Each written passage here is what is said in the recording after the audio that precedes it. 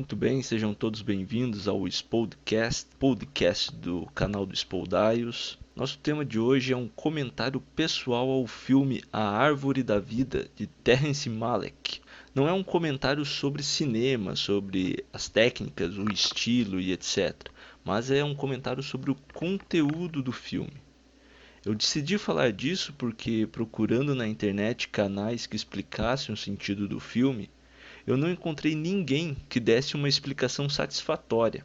Inclusive, vi críticas injustas dizendo que o filme era incompreensível e que toda interpretação seria apenas uma forma pseudo-intelectual de justificar uma falta de sentido. Para provar que isso aí está completamente errado, eu vou dar aqui a minha interpretação pessoal e espero que essa interpretação possa ajudar as pessoas que realmente querem entender o filme e não ficar desmerecendo o trabalho alheio. Antes de começar, eu gostaria já de avisar que haverá muito spoiler. Então, se você não assistiu o filme ou quer tentar uma outra interpretação, uma interpretação pessoal sua, sem a influência secundária, né? sem uma influência na sua cabeça, pausa esse vídeo, vai lá, assiste e depois volta aqui para comparar a sua interpretação com a minha. E deixar aí nos comentários o que você encontrou aí de similar ou de diferente aí na sua interpretação. O pano de fundo do filme é a história de uma família da década de 1950. Porém, o filme já começa mostrando o seu sentido simbólico, né?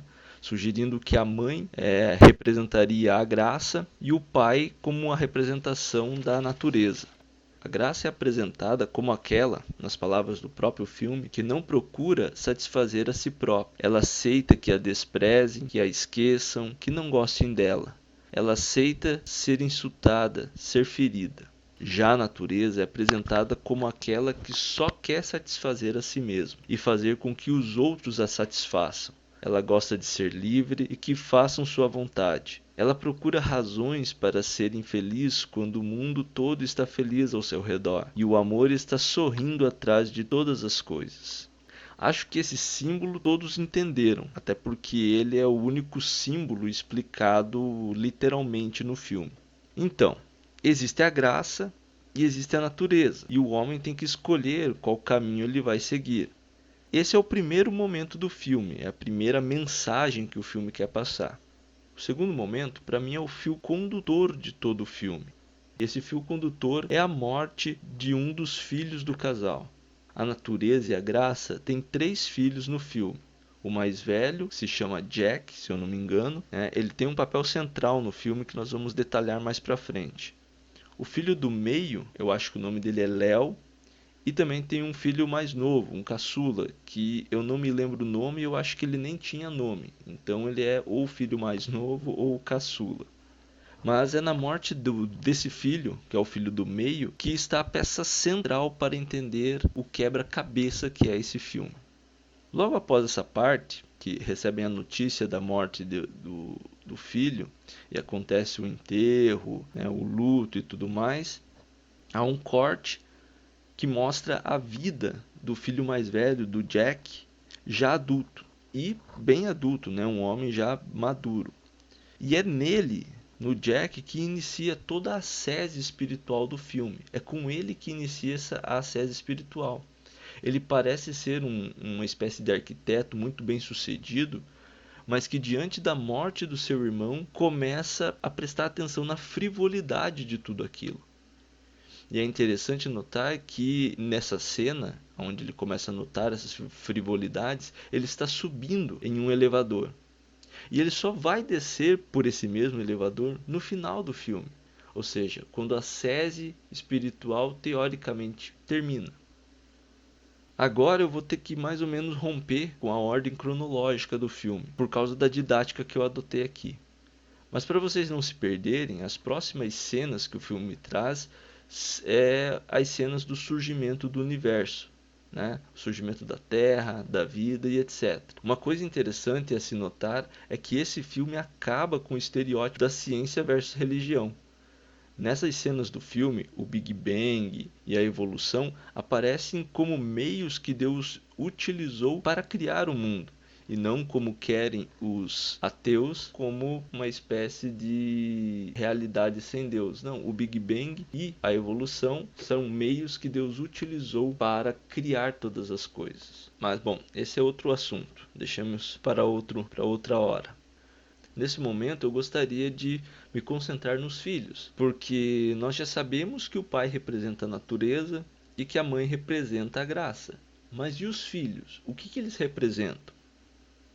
E aqui eu dou agora a vocês a chave de todo o enigma. Os filhos da graça e da natureza são os homens, são a humanidade.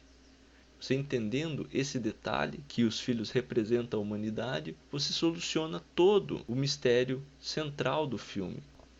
O Jack, o filho mais velho, ele representa a primeira humanidade, né? Ele é dominado pela natureza, que é autoritária, que é insensível e que o cobre e o castiga. Se vocês preferirem, ele representa a humanidade do Velho Testamento. Tanto é assim que o primeiro homem que aparece após a cena da criação é o Jack já adulto.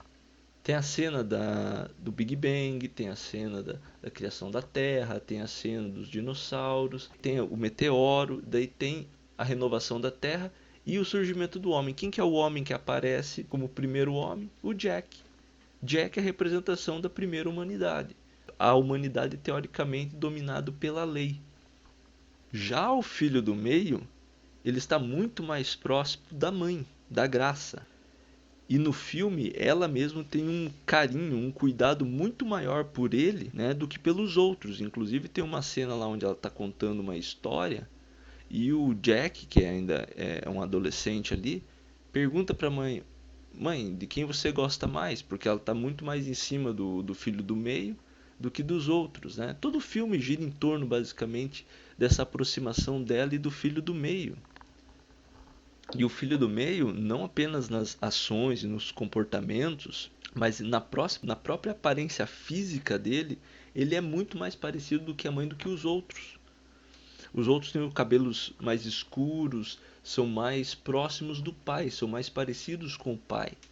Já o Léo, que é o filho do meio, é muito mais parecido com a mãe. É mais loirinho, tem os traços mais delicados, muito mais parecido com a mãe. E quem que ele representa? Se o filho mais velho representa a velha humanidade, o irmão do meio que morre, obviamente representa Jesus Cristo. E a partir da morte dele é que acontece toda a sese espiritual do filme.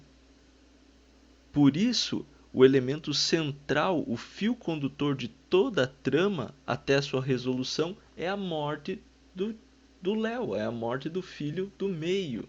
Ele é a chave de todo o enigma. Por isso que o filme, já no início do filme, aparece a mãe falando que sempre vai estar com ele, sempre lhe será leal.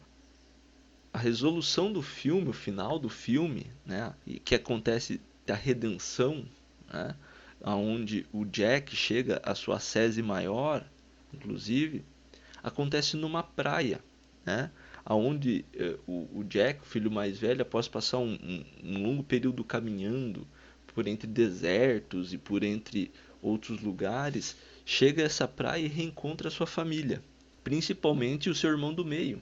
Né? Ele encontra o seu irmão do meio e o seu irmão do meio encontra os seus pais e eles se abraçam. E tem algumas coisas muito interessantes que acontecem ali naquela praia.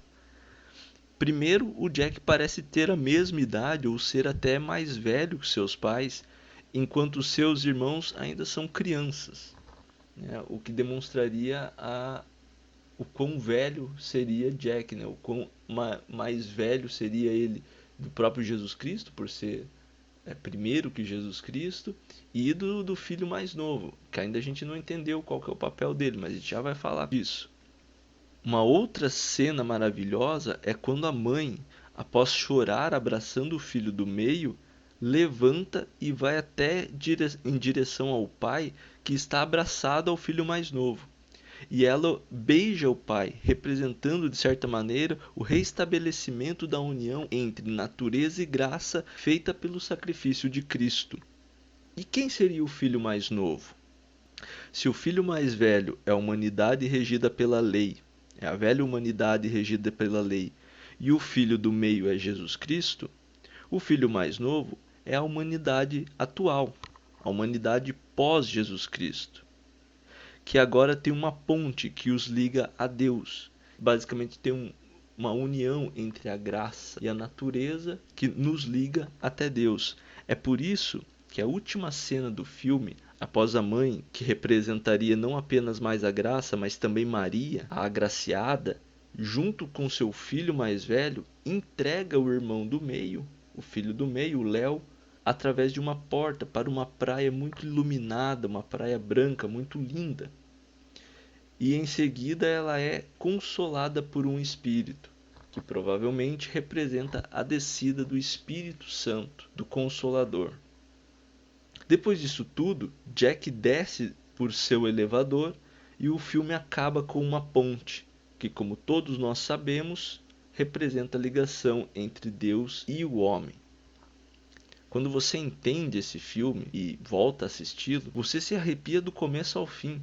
É uma emoção gigantesca, é uma experiência inigualável. Esse filme é de fato uma obra-prima.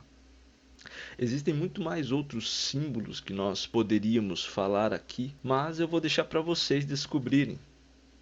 Tá certo? Muito obrigado por ouvirem até agora. Um grande abraço, até a próxima.